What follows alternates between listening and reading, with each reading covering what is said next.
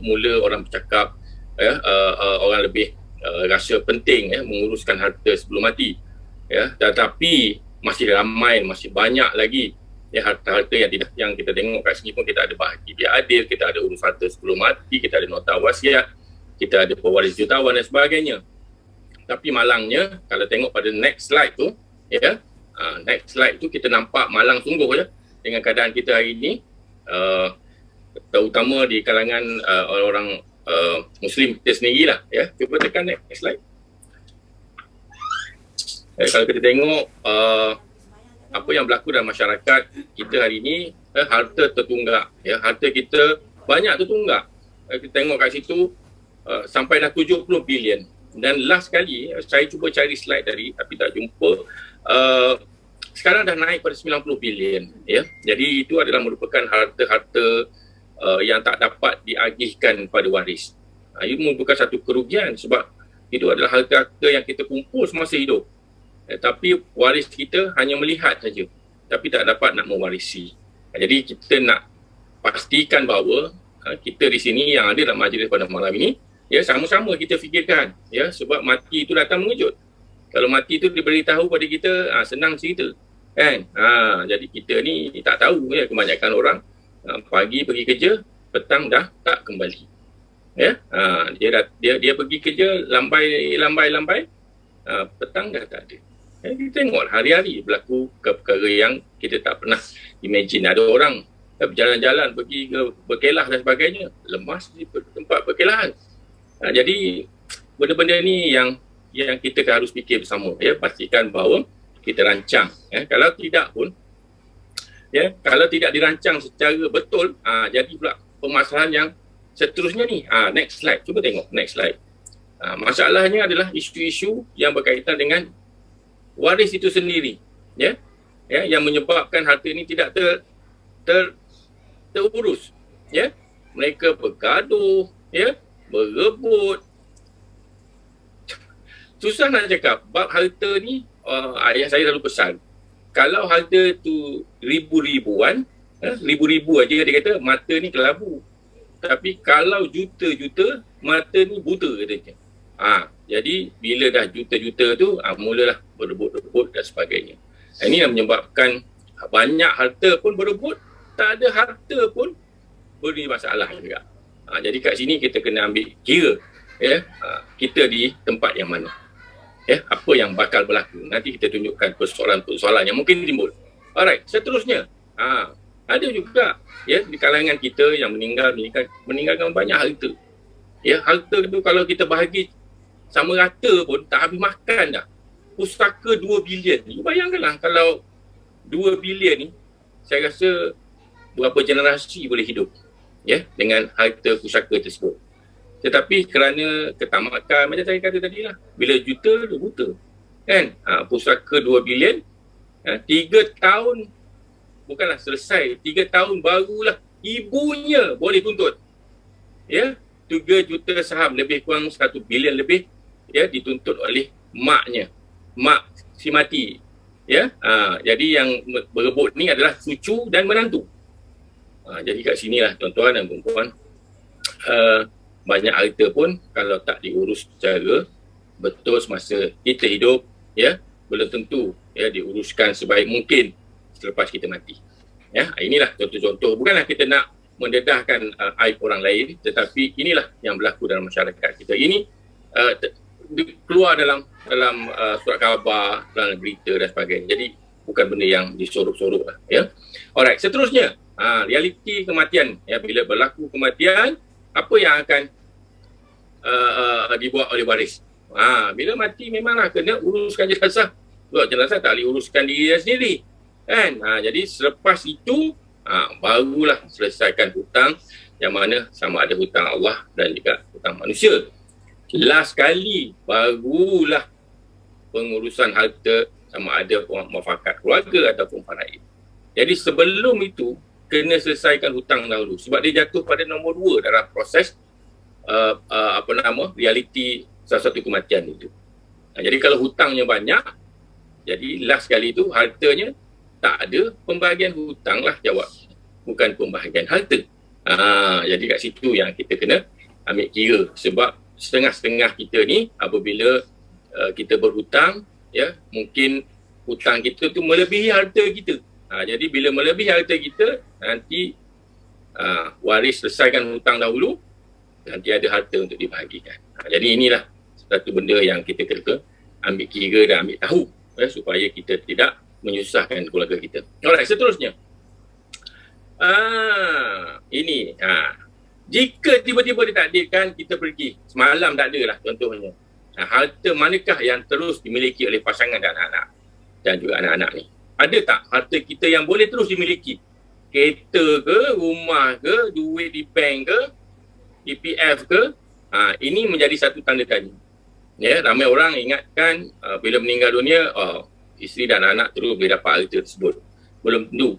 Ya, duit dalam EPF, kalau letak penama sekalipun, ianya hanyalah pentadbir sahaja, bukan milik penama sepenuhnya. Jadi kalau letak nama isteri dan sebagainya, ataupun letak nama anak kecil, lagi lah satu hal. Jangan letak anak kecil sebagai penerima EPF. Kalau letak nama isteri pun, dia hanya sebagai pentadbir sahaja. Jangan ambil duit secara batil. Ya, itu duit perlu ditakbir dan diberikan kepada yang berhak. Ya, kereta. Kebanyakan kalau kereta Honda Civic macam ni baru beli 2 tahun, selalunya masih ada hutang. Jadi itu nak kena ambil kira lah. Kena selesaikan. Sama ada nak jual kereta ataupun nak miliki kereta tersebut. Jadi kan nak miliki kena sambung bayar lah. Ataupun kena tukar nama sebab nama tu nama orang mati. Ya, jadi perlu proses yang cukup-cukup rumit. Ya, bukan benda yang mudah. Bila bercerita dengan orang yang mati ni, kita kehilangan tanda tangan dia. Kita kehilangan ibu jari dia yang nak selesaikan harta tersebut. Jadi memang susah, bukan senang, nak kena jumpa lawyer barulah boleh selesai. Alright, seterusnya. Apa pula jadinya? Sekiranya kita ni seorang usahawan lah contohnya, harta mana yang kita gunakan semasa hidup akan kekal menjadi harta pusaka ataupun menjadi harta syarikat. Ada setengah orang dia letakkan nama rumah nama harta rumah dia tu atas nama syarikat. Jadi apabila kita meninggal dunia, hak milik rumah tersebut adalah syarikat, bukan kita. Jadi itu bukan harta pusaka kita, itu adalah harta syarikat. Ya, harta syarikat, harta yang tidak mati. Ya, jadi kalaulah permasalahan ada dalam syarikat yang mungkin menyebabkan harta tersebut mau ditarik balik daripada keluarga kita, maka syarikat berhak sebab itu adalah syarikat punya. Jadi kat sini kena lihat, ya, kita kena pastikan kita ada pengurusan harta syarikat, kita ada pengurusan harta individu kita. Kalau ada usahawan dalam program kita pada malam ini, sama-sama fikirkan, ya, sebab nanti kesinambungan syarikat itu ada, tetapi kesinambungan hidup keluarga itu, ya, mungkin akan tersangkut disebabkan oleh kerana harta tersebut adalah harta syarikat. Alright, seterusnya. Bagaimana kalau anak-anak kita yang masih kecil? Ya, bagaimana anak-anak kita yang masih kecil? Dan ada juga anak yang tidak kompeten, mungkin kerana dia adalah anak kelainan upaya dan sebagainya. Ya, apa sebenarnya rancangan kita pada mereka? Sebab kalaulah contohnya, ada keluarga yang ada anak yang autism, for example, kan, memang kos untuk mendidik, kos untuk membesarkan dia adalah cukup besar. Ya, kalau dah kita meninggal dunia dulu, ya, kita meninggal dunia dahulu, orang yang nak menjaganya, ya, kalaulah kita tak tinggal sejumlah wang yang secukupnya untuk menyara anak kita tersebut, maka ianya mungkin akan menyusahkan orang yang akan menerima ataupun yang dibenarkan menjaga anak tersebut. Jadi apa yang perlu kita buat adalah pastikan yang kita tinggal cash yang banyak untuk orang-orang yang akan menjaga anak kita tersebut. Ya, dan juga harta manakah yang tak sepatutnya diurus oleh anak-anak, sebab anak-anak ni masih kecil. Kalau kita tinggalkan harta, kita ada tanah, kita ada kebun, kita ada rumah, yes, memang benda tu bagus, tetapi ianya tak boleh diuruskan oleh anak-anak kita. Ya, tak boleh diuruskan oleh anak kita. Jadi kita pastikan kita ada perancangan yang betul supaya ianya memudahkan. Walaupun orang kata tak sepenuhnya, tapi ianya memudahkan. Itu yang penting, memudahkan pengurusan harta untuk anak-anak kita. Alright, seterusnya. Banyak soalan sebenarnya berkaitan dengan harta ni. Kan? Jadi kalau macam mana pula hubungan waris dengan yang lain? Kan? Antara satu sama lain tu, macam mana hubungan mereka? Waris ni nak nuntut tak bahagian masing-masing? Kalau dia nak menuntut bahagian masing-masing, kalau dia ni tak berapa ngam, jadi masing-masing akan berkeras lah. Berkeras untuk ataupun mungkin mereka ni dengki dan sebagainya dan tidak memberi kerjasama. Dan ianya akan drag lah. Macam tadilah yang berlaku pada keluarga yang di atas saya tunjuk tadi tu, 3 bilion tersebut, atau 2 bilion tu, 3 tahun itu pun baru selesai isu saham, bukan benda lain lagi. Itulah contoh-contoh yang jelas yang kita tengok. Kalau waris ini tidak boleh bekerjasama, maka ianya akan melambatkan proses pengurusan harta tersebut dan ianya boleh menyekat pembesaran anak-anak dan sebagainya. Alright, seterusnya, kalau ada kat sini, mungkin ada ni dalam ramai ni, saya tengok berapa ramai ada kat sini. Ada 500 orang, alhamdulillah, kan? Sabar-sabar, jangan gerakkan lagi. Kan? Dalam 500 ni mungkin ada yang pernah mengambil insentif ni. Mungkin tak pernah ambil insentif, tapi mungkin pernah, ataupun sekarang dalam keadaan berpoligami contoh, kan? Jadi mungkin kalau kita tak uruskan ataupun tak betul-betul orang kata agihkan sebelum kita meninggal dunia, mungkin kalau madu-madu tu baik antara mereka, mungkin bolehlah bekerjasama. Tapi kalau mereka ni mata pun tak boleh nak bertentang dan sebagainya, kan? Jadi mungkin ianya boleh melambatkan proses lah. Jadi pada siapa yang ada permasalahan ini, maka saya sarankan supaya berurusanlah sebelum kita meninggal dunia ni. Kita pastikan sedikit kita uruskanlah mana-mana yang boleh kita uruskan. Alright, seterusnya, why saya suruh uruskan tu? Sebab kat sinilah slide seterusnya menunjukkan bahawa harta kita ni sebenarnya semasa kita hidup, kita yang punyalah.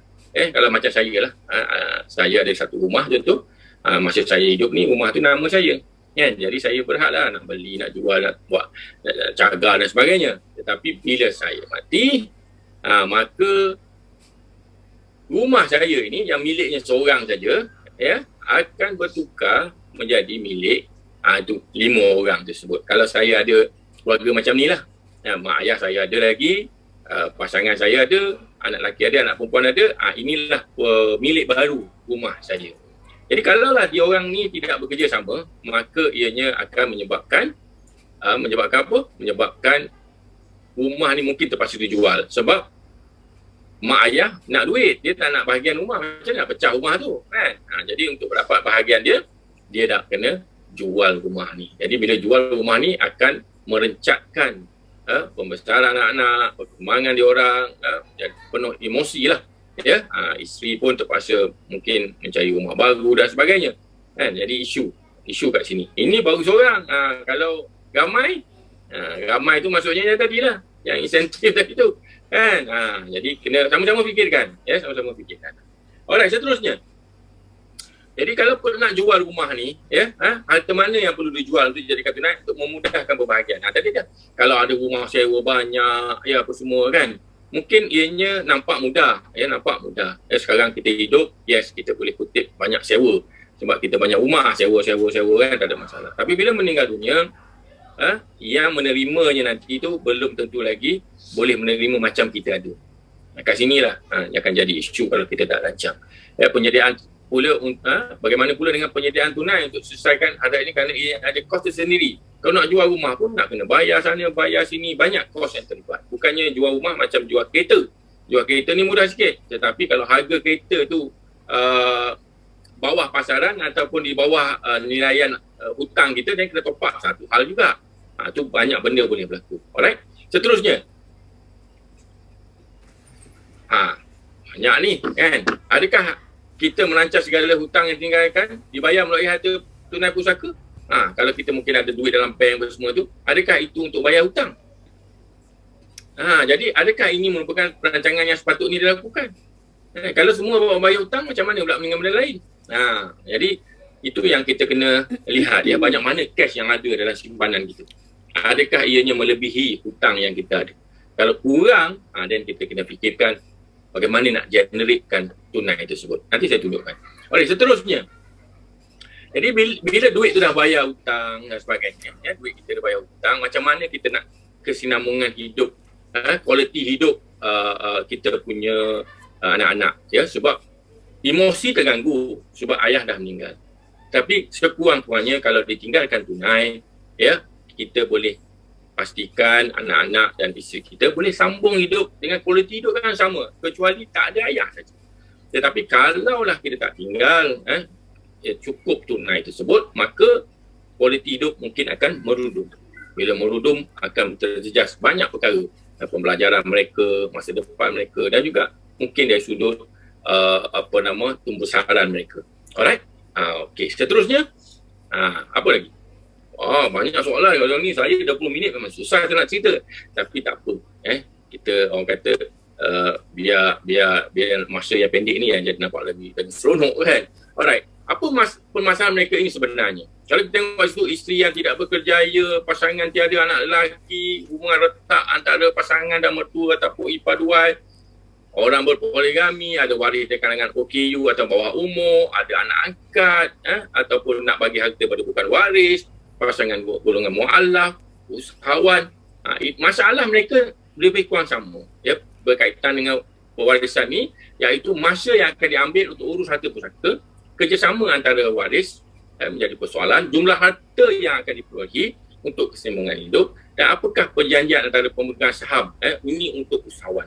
Mungkin dia orang punya own agreement internally antara shareholder, yang mana mungkin waris pun tak tahu. Jadi kat sini very tricky, ya. Inilah permasalahan yang biasa berlaku, yang kita kena fikirkan bersama supaya ianya memudahkan proses, masa tu akan jadi lebih singkat. Alright, seterusnya saya nak cerita sikit lah pasal syarikat lah kan, sebab orang kata mungkin tadi saya cerita tentang permasalahan ataupun kita punya problem, dan kita punya inspirasi kita adalah untuk pastikan keluarga kita boleh teruskan legacy yang kita tinggalkan, harta yang kita kumpul yang boleh diguna pakai selepas kita mati. Ya, kita kena pastikan benda tu. Jadi bagaimana Prudential BSN boleh membantu? Ya, dekat sini adalah sedikit bercerita tentang bagaimana Prudential boleh membantu. Okey, dalam orang ramai tak suka bercerita pasal takaful ni. Tapi realitinya sebenarnya tiap-tiap tahun lebih kurang 200,000 keluarga baru yang dilindungi oleh PRUBSN. Ya, lebih kurang 200,000. Ya, dan PRUBSN pula kita memenangi banyak award, ya, perniagaan takaful keluarga agensi terbaik, dan kita merupakan takaful operator terbaik, bukan saya kata sepanjang zaman, tapi daripada permulaan diintroducekan takaful start naik ni, daripada saya tak silap saya dah almost 11 tahun dah saya setiap tahun tanpa miss, ya. Jadi alhamdulillah, ya, saya bukan rasa bangga, tapi saya rasa bertuah lah dapat bersama-sama dengan PRUBSN untuk mempromosikan takaful untuk anda semua. Jadi seterusnya kan, semenjak dilancarkan satu produk yang kita rasa cukup menarik dan sinonim dengan pewarisan, dan ia adalah merupakan award winning produk yang mana MTA pernah declare this is the best product satu ketika dahulu, dan ianya masih kekal sebagai satu produk yang cukup digemari oleh Malaysian. Kita dah menyediakan, ya, 54 bilion tunai sekiranya berlaku kematian kepada 154,000 keluarga, dengan anggaran satu keluarga sebanyak 352,000. Jadi tuan-tuan dan perempuan, memang kita dah ready untuk support our Malaysian people. Tak kira lah sama ada dia Muslim atau non-Muslim, sebab takaful ni open to all. Alright, seterusnya. Dalam kita bercerita pasal takaful ni, ramai orang kata susah lah nak claim dan sebagainya kan. Tetapi sebenarnya claim kita setiap tahun sampai tahun 2019 dah melebihi 600 juta setahun kita bayar. Ya, 600 juta setahun kita bayar, termasuk medical, kematian, critical illness, TPD, berbagai jenis. Ya, 600 juta 2019. 2020 saya rasa amount dia tak lagi. Kan? Kita belum dapat lagi. Alright, seterusnya. Kalau kita nak bercerita tentang, bila sebut mati ni selalu orang cerita orang tua je mati kan. Tapi kalau tengok statistik kat sini, yang berumur 30 hingga 39 tahun untuk produk warisan dan juga warisan plus, orang muda yang ramai mati. Mungkin kerana orang muda yang ramai participate. Alamak, dah habis dah timer saya 20 minit. Saya tambah sekejap Sekejap. Ramai orang muda tuan-tuan dan puan. Jadi maknanya kat sini kematian ni tak bergantung pada umur. Ya. Jangan ingat orang tua je mati. Kita punya Perdana Menteri kita dah 2 kali jadi 3 kali jadi Perdana Menteri pun dia still sihat kan. Orang muda pun boleh pergi dulu kan. Jadi umur bukan penentu orang mati dulu tetap. Tetapi ya, kalau kita tak bersedia, ianya mungkin boleh memberikan permasalahan untuk kita. Alright, seterusnya. Alright, jadi kesimpulannya kita ada pendapatan. Ya, tuan-tuan semua ada pendapatan. Saya ada pendapatan. Bergantung pada kita untuk uruskan harta kita. Ya, uruskan pendapatan kita untuk dapatkan harta dunia dan juga untuk dapatkan harta akhirat. Ya, dengan harta dunia mungkin kita boleh wakafkan, mungkin kita boleh gunakan takaful untuk wakafkan takaful kita. Ya, dan banyak benda kita boleh buat. Ya, dengan pendapatan kita itu kita boleh simpan secukupnya untuk retirement kita hari tua nanti, dan kita perlu lindung secukupnya ya menggunakan produk takaful. Ya, jadi tuan-tuan dan puan-puan, jadi saya nak bagi tahu sama kita, ada rezeki yang kita dapat, ya, kita uruskan betul-betul, insya-Allah ya, ada harta tunai untuk keluarga kita teruskan kehidupan dengan kualiti yang sama jika ditakdirkan kita tiba-tiba pergi dahulu. Alright, seterusnya ada 2 slide lagi. Bertindak segera untuk kesejahteraan keluarga kita, kerana di zaman COVID ini, tuan-tuan dan puan-puan, orang yang kena COVID, especially kategori 3 ke atas, kemungkinan kalau dia nak ambil takaful, dia mungkin kena postpone. Ya, sebab COVID ni dia punya kesan mungkin ada dipanggil long COVID dan sebagainya. Sebab takaful bukan diambil melalui duit yang banyak, tetapi dengan kesihatan kita.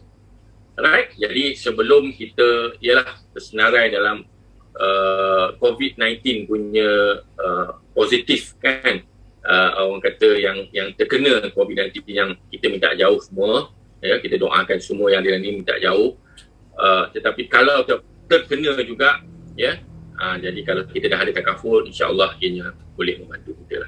Alright, seterusnya last sekali, terima kasih dari kami di Prudential dan juga terima kasih kepada Star Group